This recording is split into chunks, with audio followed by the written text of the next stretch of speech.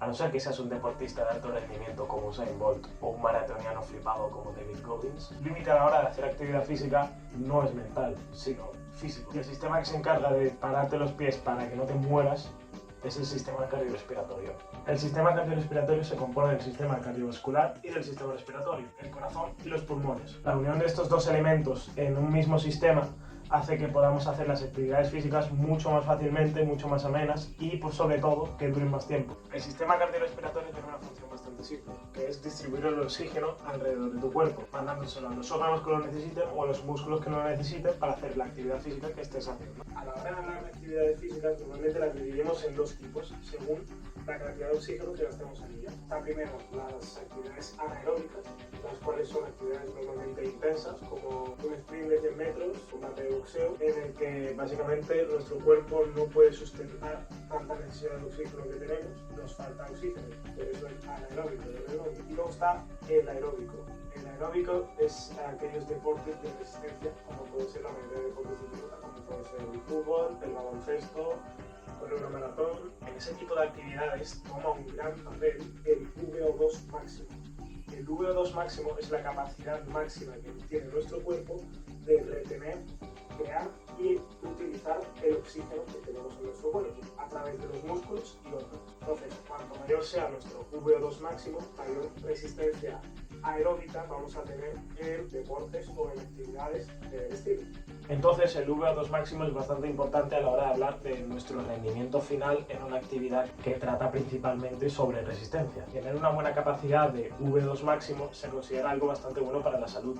El VO2 máximo es algo que se puede entrenar y sobre todo tenemos que entrenarlo desde el corazón. Nuestro corazón puede sufrir diferentes adaptaciones cardíacas gracias al ejercicio. Puede sufrir unas cuantas adaptaciones como puede ser la disminución de la frecuencia cardíaca en esfuerzos máximos, la disminución de la frecuencia cardíaca en reposo, aumento del volumen de las cavidades y de las paredes, es decir, que tienes un corazón más grande, aumento del volumen del latido y una mejora de la perfusión miocárdica. Un corazón sano se suele asociar a longevidad y a buen estado de salud. Es muy saludable que tu corazón dé la menor cantidad de latidos por minutos posibles. Esto significa que tu corazón puede repartir la sangre y el oxígeno a lo largo de todo tu cuerpo con solo pocas pulsaciones, sin necesidad de muchas pulsaciones. Por ejemplo, una persona gorda necesitaría muchísimas pulsaciones y tiene un ritmo cardíaco elevado para que el corazón pueda expulsar la sangre a lo largo de todo su cuerpo. Cuanto menos trabajo le demos al corazón, más nos va a durar. Entonces, más tiempo vamos a estar vivos. Vamos a hablar claramente de lo que le puede pasar a tu corazón cuando te pones a entrenar bien. Ya he mencionado todos, pero vamos a explicarlo un poco más técnicamente. El primero es la bradicardia sinusual. Esto significa que en reposo nuestro corazón tiene menos de 60 latidos por minuto. Puedes buscar cómo se puede calcular tus latidos por minutos por Google, que probablemente vas a tener unos latidos muy por encima de los 60, aunque sobre todo depende de tu edad.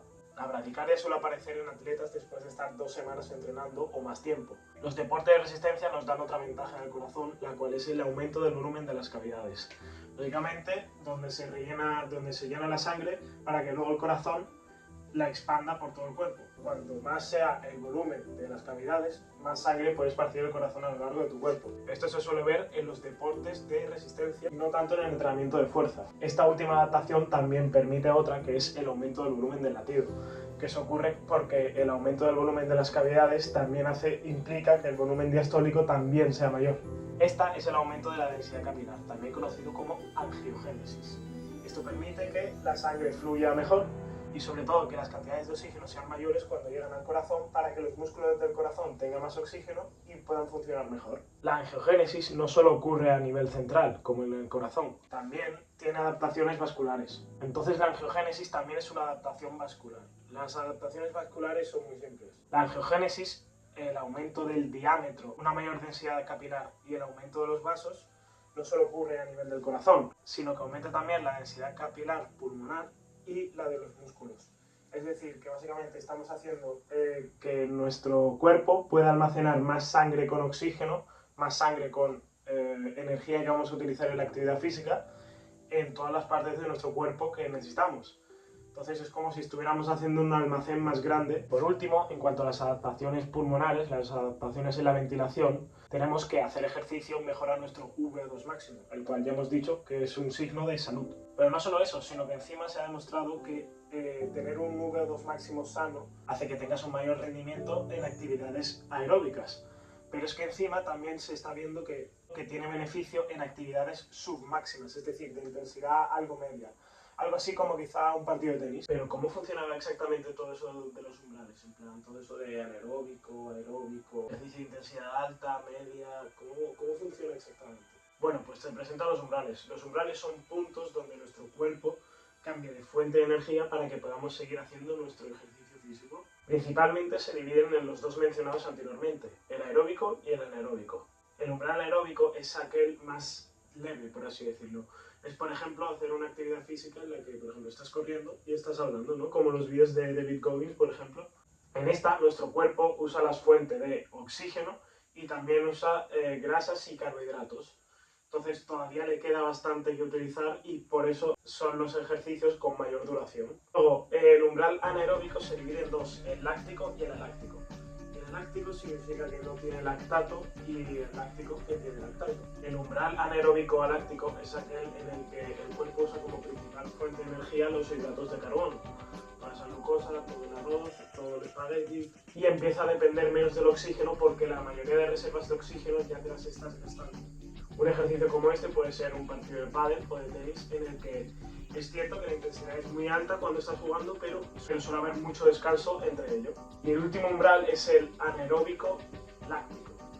En él, nuestro cuerpo fabrica una sustancia llamada lactato, la cual básicamente es como energía rápida que utilizamos porque ya hemos gastado prácticamente todas las fuentes de energía restantes.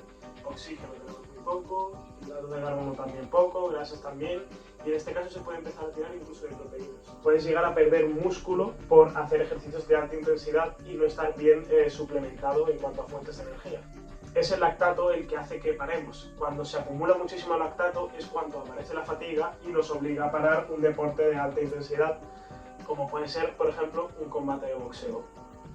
En resumen, los umbrales son bastante importantes porque nos ayudan a medir la intensidad de nuestros ejercicios en base a cómo reacciona nuestro cuerpo ante ellos. Ahora que sabemos los umbrales, tenemos que aprender cómo podemos calcular en qué umbral estamos exactamente. Aparte de, como ya te he dicho, dándote ejemplos de cómo es un ejercicio en sí, también se puede hacer un análisis de lactato a la sangre.